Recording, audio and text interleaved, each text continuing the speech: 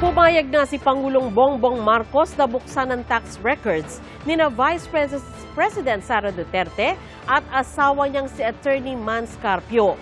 Magbibigay daan ito para matalakay ang tax records sa impeachment trial ng Vice Presidente. Saksi si Ivan Mayrina. Dumating kanina sa Senado ang 20 kahon mula sa Bureau of Internal Revenue o BIR. Laman nito ang mga ipinasumpinan ng Senate Impeachment Court na tax records si Vice President Sara Duterte, kanyang asawa na si Atty. Mans Carpio at kanilang mga negosyo.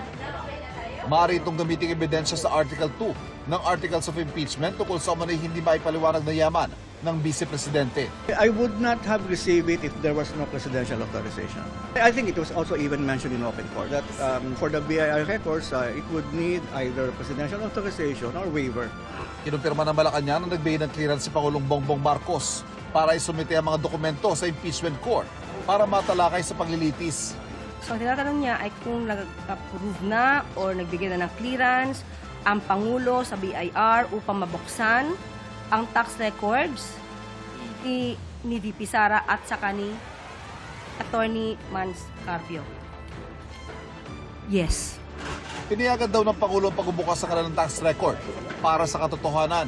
So kung yan ang sinasabi po at kinakailangan na magbigay siya ng kanyang approval sa BIR para mabuksan ang tax records nila VP Sara at ni Attorney Mans Carpio, at ito naman ay para sa katotohanan.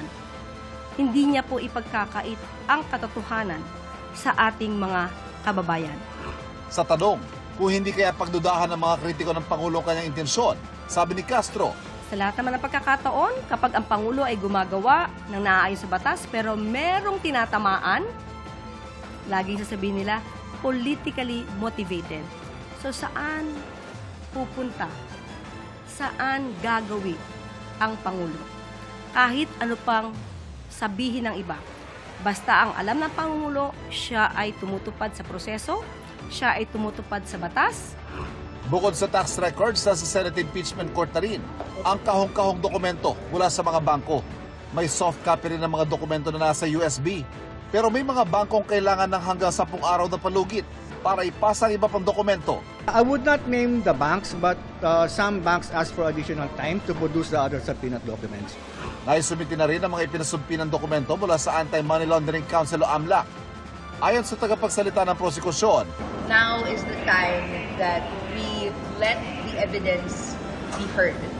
We let the evidence speak. Konti na lang, we will be getting that clearer, fuller picture ng yaman ni VP Sara Duterte.